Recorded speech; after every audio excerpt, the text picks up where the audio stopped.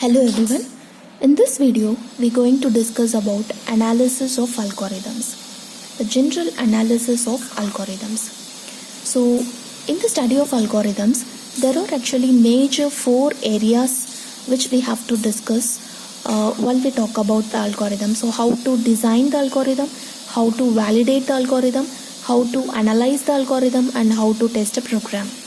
So among these four areas, the third one or the third phase is the most important for the algorithm concept. That is how to analyze the algorithms. Analysis of algorithms. So first, why we are going to this analysis phase?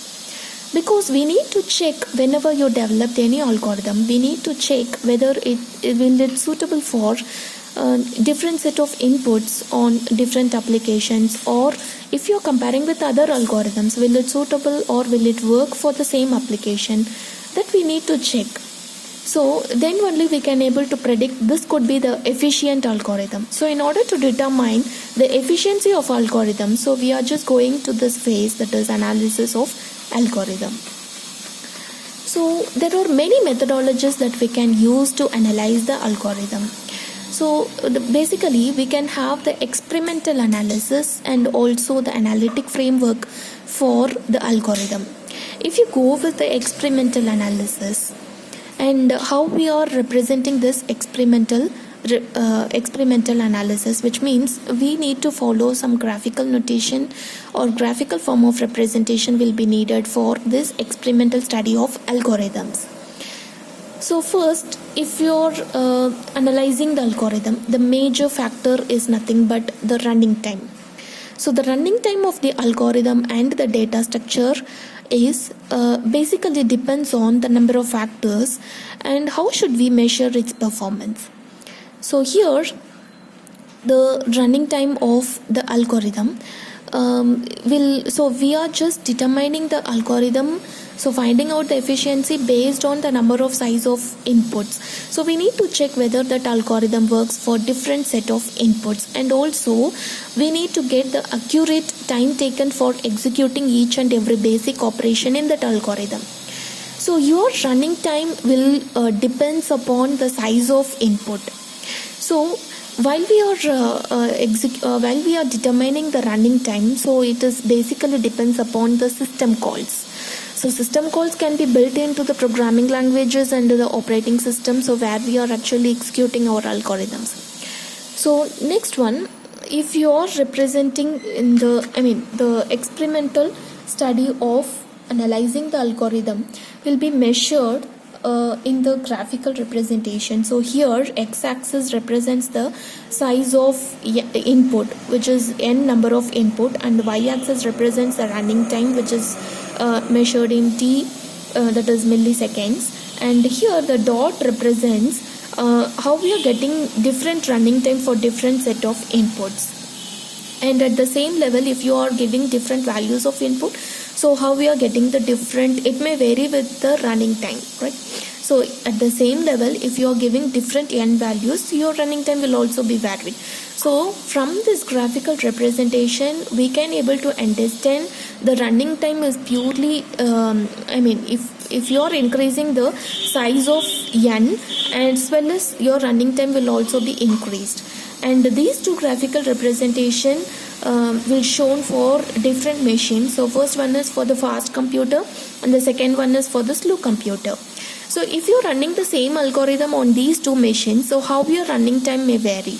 So and for different input sets. Okay. So this is how shows the experimental studies of analyzing the algorithm. So on these experimental studies, so what are all the advantages? So it is easy to find out the running time based on this experimental representation, but what are all the difficulties we have or the limitations we are facing in this experimental studies? So here some of the limitations are it will work only on small amount of n values. So for some amount of n values we can able to do the experimental studies. So it will not work for all possible n values. So it might be one of the limitations, and this experimental study of analyzing the algorithm is purely affected by the hardware environment and the software environment. Hardware environment means the processor, clock, memory and the disk, whereas software environment means operating system, programming language, compiler, interpreter, etc. So based on these things, your experimental study will differ, which means if you are executing on one hardware or the software, and the same result you will not get if you execute on different machine or the different hardware or software environment. So this could be one of the this could be one of the limitations we are facing in experimental studies. So here it will depends on the hardware and the software environment. So we are moving to the next methodology for analyzing the algorithm, that is analytic framework.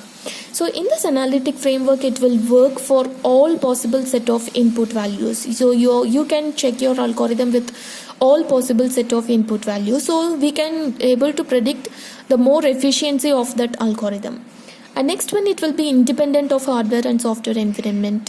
So which means what, wherever the machine we can able to execute this algorithm and it will produce the same result with the same set of input values.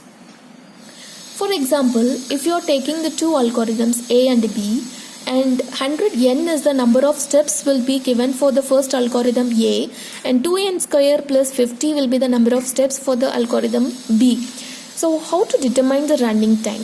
So if you are execute, and this could be actually the running time, which is nothing but how many number of steps that is included in your algorithm, which means the time taken for executing all those steps. So if you have some looping structure, so we need to determine how many times that loop will be executed, right? So here, while representing the running time of any algorithm, so we should ignore the constant values so that it will approximately equals to n, and in this algorithm the running time is approximately equals to n square. So if you compare these two or different producing different running time, if you compare these two algorithms, so probably the first algorithm will be taking less running time than the second algorithm. So if you run on different machine, then you can able to compare these two algorithms very easily. So how we are getting the output? So on the same input, or you might use different set of inputs. So whether you're getting the same output or not, we can check it, right? So we can say some other example like linear search and binary search algorithm. So you can take these two algorithm and you can run these two algorithm on different machine. So what happens there, you can also give different input values to these algorithms, that is linear search and binary search. So for smaller value of n if you are providing, then we can understand the linear search will take the lesser running time than the binary search. But for some n values, your binary search algorithm will take lesser running time than the linear search, obviously because your running time of the binary search will be lesser than the linear search. So if you take the smaller n value, then your linear search running time will be lesser than the binary search, whereas for some n values, your binary search will be taking the lesser running time, even if you are running the algorithm in a slower machine. You can get the smaller running time values. So that in this way we can, or by using this methodology, we can able to compare the two algorithms in order to determine their correct efficiency. So this is what analyzing the algorithms. So here if you look at this, the complete analysis of algorithm comes in these steps. First one is implement the algorithm completely. So you have to implement the whatever the algorithm you have developed, so that will be implemented completely, and determine the time quantities for executing the basic operations in your algorithm. And next one is identify the unknown quantities for whatever the operations, basic operations you are executing in the algorithm. And next step is developing a realistic model for the input to the program. Next step is analyze the unknown quantities for the modeled input. And finally, we need to calculate the total running time by measuring the running time for each and every frequency of operation whatever you have in your algorithm. And finally, you need to add all the products. So this is what the final running time you can calculate, and that is the final step of the complete analysis of algorithm. So these steps to be followed while we are analyzing the algorithm. And I would like to tell about the term that is computational complexity. So what is this computational complexity? So before that, I'll tell about what is computational